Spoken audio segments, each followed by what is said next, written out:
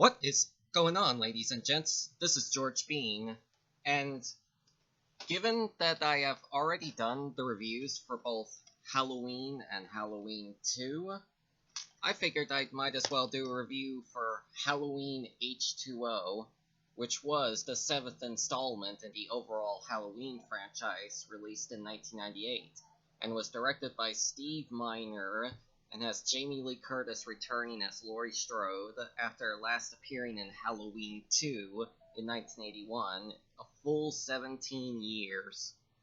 Upon its release on August the 5th of 1998, Halloween H20, 20 years later, had received moderately positive reviews, with Roger Ebert awarding it 2 out of 4 stars, and in terms of box office gross, it grossed up to $85 million, making it, at its time, the highest-grossing film in the Halloween franchise, but many have considered it to have been an improvement over its predecessors.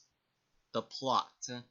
It has been 20 years since her deathly encounter with her serial killer brother, Michael Myers, and survivor Laurie Strode, now living under a new identity and working as the head mistress of a private school in California, is still dramatized by that night, which has affected her being able to live a normal life, even affecting her relationship with her son John. But when Halloween night comes, Laurie's fear becomes reality when Michael shows up at the school and begins a killing spree there, which would culminate with Laurie having to confront Michael for one last time. As it should be noted again, Halloween 2 is crafted as an alternate direct sequel to Halloween 1 and 2, thereby ignoring the events that take place in Halloween 4, 5, and 6. So everything in those three sequels, such as Laurie having a daughter named Jamie, or the whole Curse of Thorn plot point, are thrown out the window. And this film rather establishes a new continuity set 20 years after the events of Halloween 2. This film actually came to fruition out of Jamie Lee Curtis' desire to celebrate the original Halloween's 20th anniversary, and sought to make a film out of that.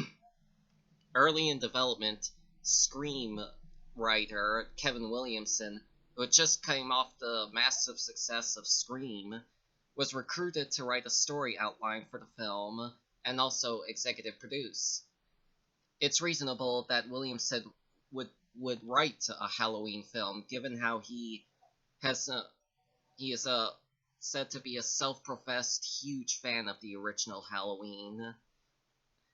So, Williamson's treatment, which was apparently titled Halloween 7, The Revenge of Laurie Strode, was very much similar to what would be in the final film, albeit with some minor differences, such as the climax featuring apparently a big car chase involving a bus and a police helicopter, which ends when the helicopter crashes and decapitates Michael with its main rotor.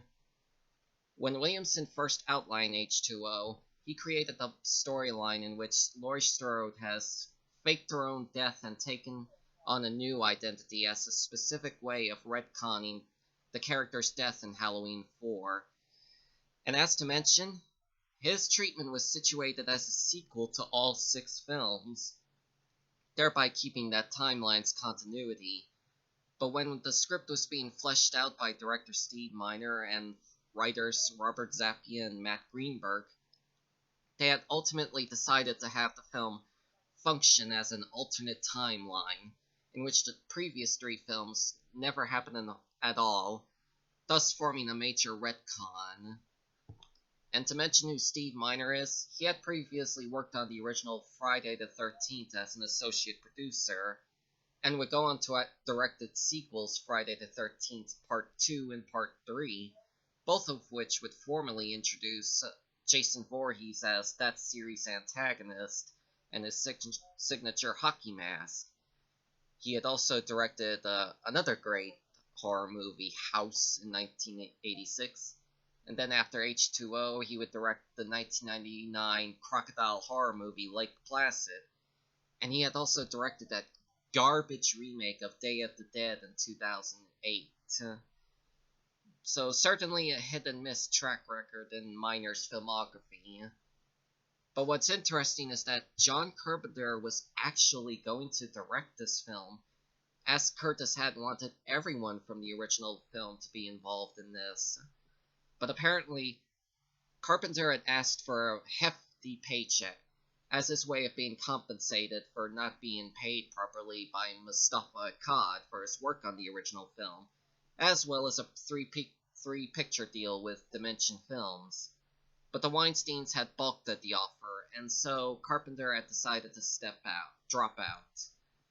And to mention, this was the first film in the franchise, in the Michael Myers universe, to not feature Donald Pleasence, who portrayed Samuel Loomis in the franchise, until his untimely passing in 1995 from a heart attack when he was filming Halloween 6. This film was dedicated to his memory. You can actually find the dedication time card at the very end of the end credits. You just have to fast forward to that point on your disc.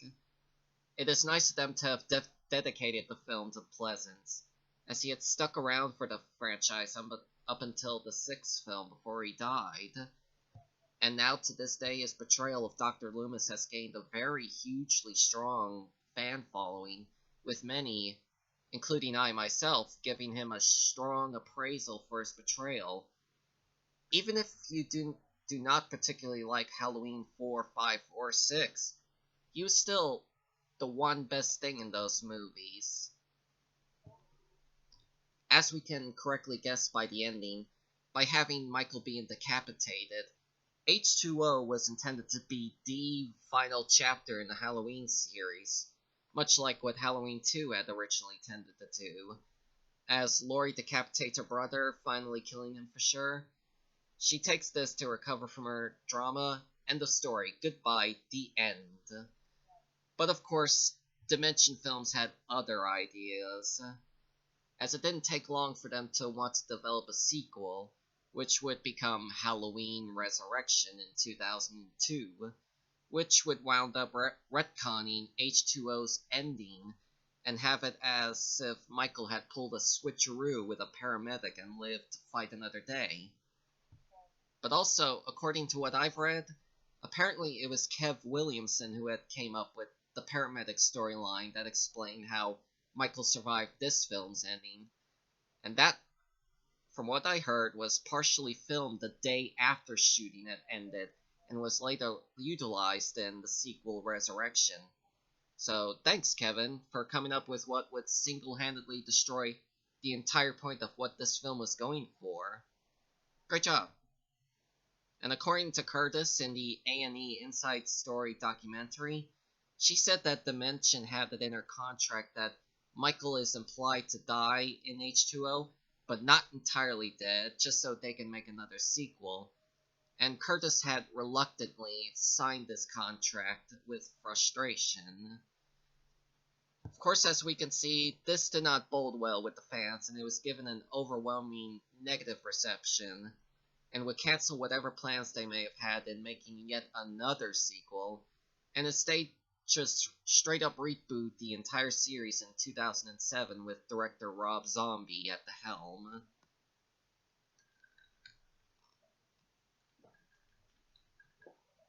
But this is something I had read about, something that seemed to have become obscure in the trivia facts about this film. But apparently, producer Mustafa Akkad had claimed that the killer we've seen in H20 was not actually Michael Myers at all, but a copycat killer. Something that would have been revealed in the sequel, but this, as we can see, did not pan out like that and was changed to what we've got in Resurrection. And this fact seems to have weight based on an interview I had read about from actor Adam Han Bird, who played Charlie in this film. But according to him, it was his character Charlie who was supposed to be revealed as the Michael copycat in this film, claiming that it was meant to be part of a prank until the real Michael shows up and kills him.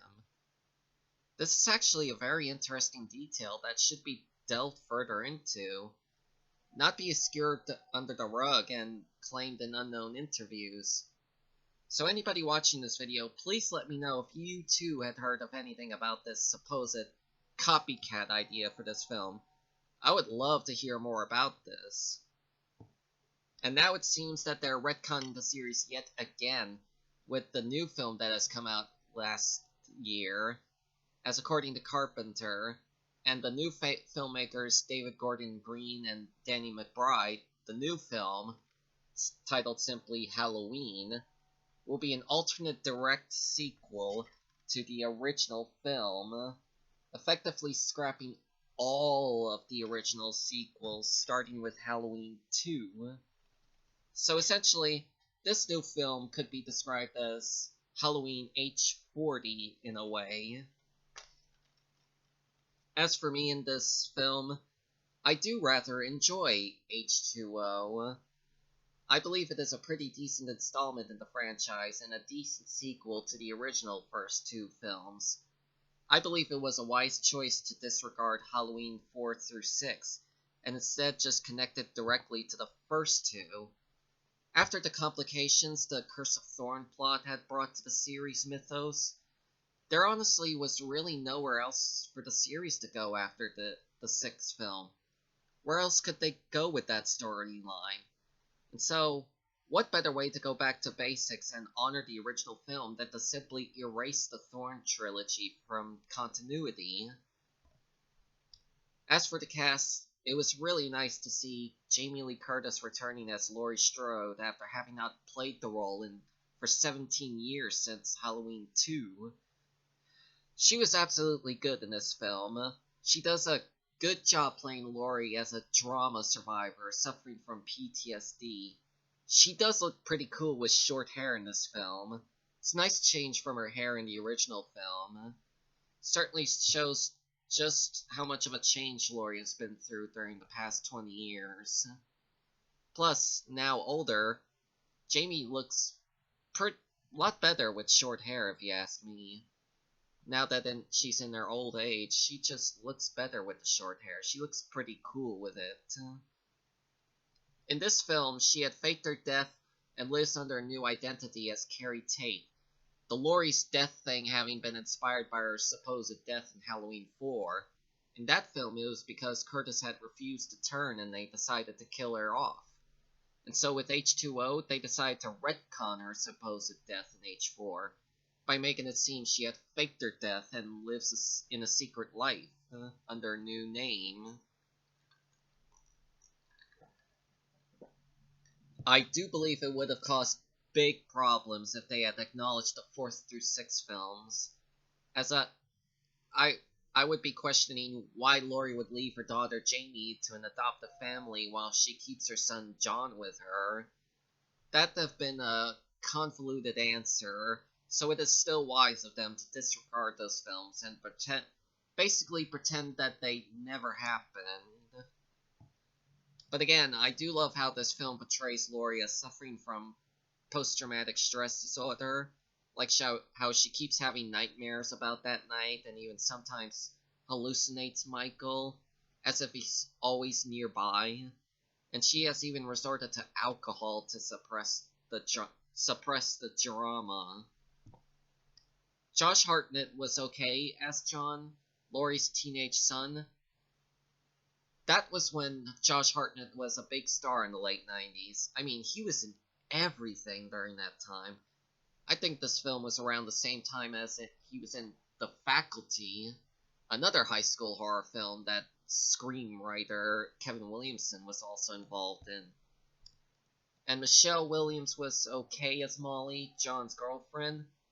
Not much to say about her, though she does get better as an actress in years later with films like Shutter Island and the latest All the Money in the World.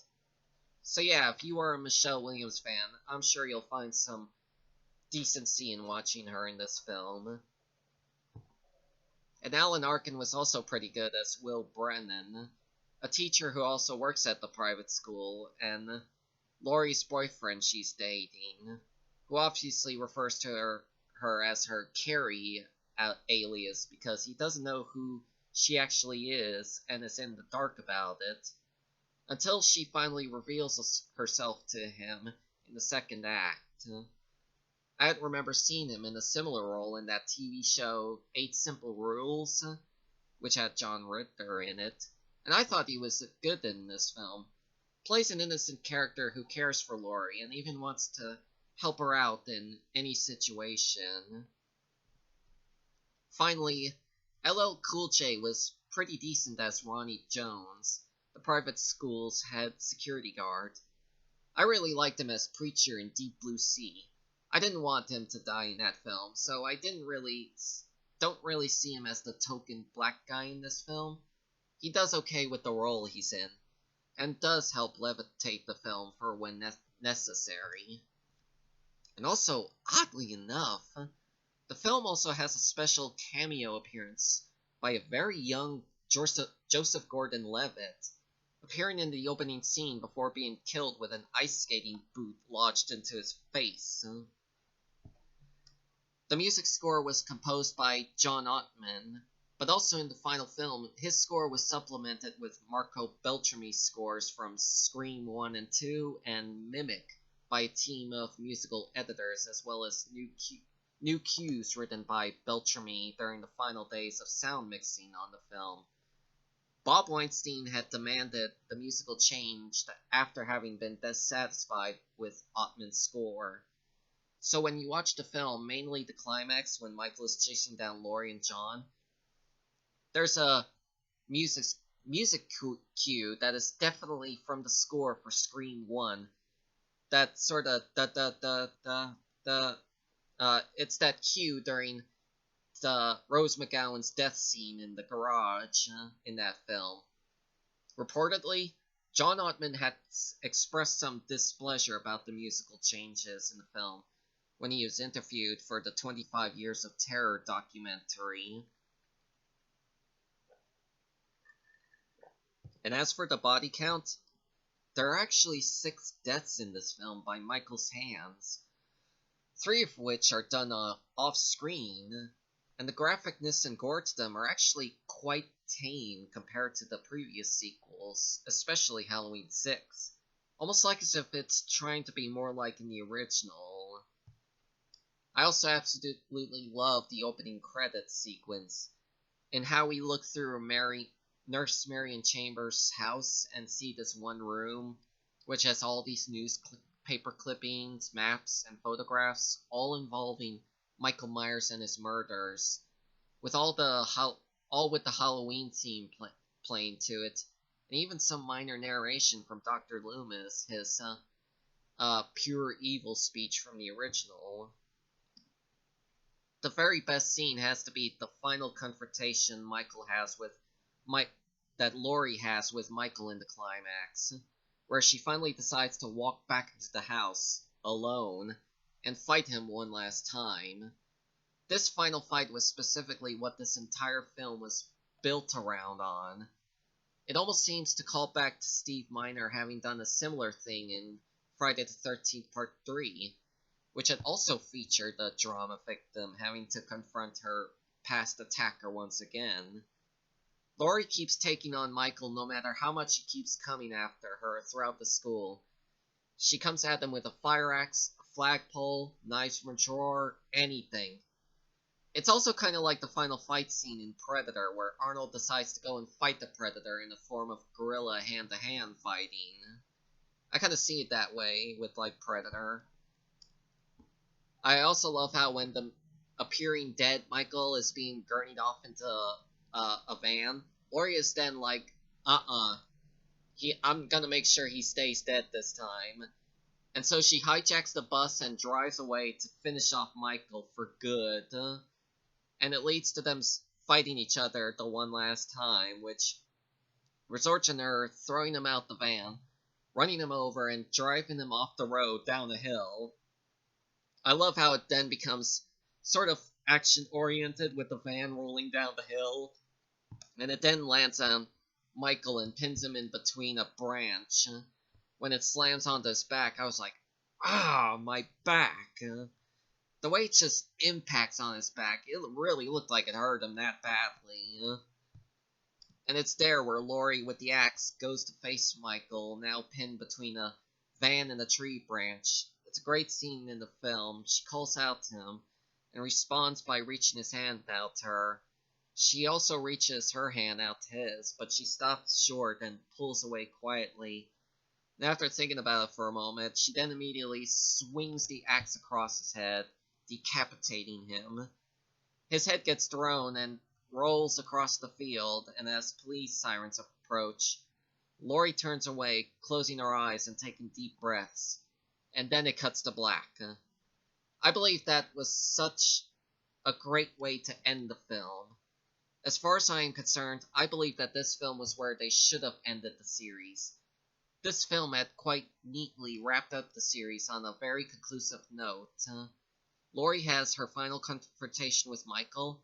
She puts up one hell of a fight, and she then finally decapitates him and assures herself that the nightmare is finally over. The end. My opinion, there was no way Michael could have come back from having his head chopped off. There was no room for another sequel. But you can't keep the money-hungry studio down. If they want a sequel, by God, they'll get it by any means necessary. You can count on that. So, as a possible friendly recommendation, I would recommend watching Halloween 1, Halloween 2, and Halloween H20 as like a trilogy centering on Laurie Strode. Or sort of like I would call it the Laurie Strode Trilogy. As with these films, you do have a beginning, a middle, and ultimately an end. Or like how Francis Coppola described his Godfather trilogy. The first two films are the main story, and part 3 was like the epilogue. So you could see H20 as like that, as an epilogue to the first two Halloween films. So overall, I'm willing to give Halloween H20 a rating of 6.5 stars out of 10. Because on its own, it stands as a worthy 20th anniversary film that also acts as a final chapter to the Halloween series. I believe this film has earned its right to stand alongside the first two films, especially if seen as a trilogy. I believe this film had undeservedly been slumped next to its sequel, Resurrection. But if you just only watch this film, I believe you will find this film to be fun and conclusive. And the Laurie vs. Michael climax is worth the hour-long build-up to it. And at the time of its initial release, concludes its series on a very high note. So thank you for watching, ladies and gents. Hope you enjoyed the video, and let me know what you think of Halloween H20 in the comment section below. And I will respond to you in any way. So thanks for watching, and until then, I will see you all next time. Peace!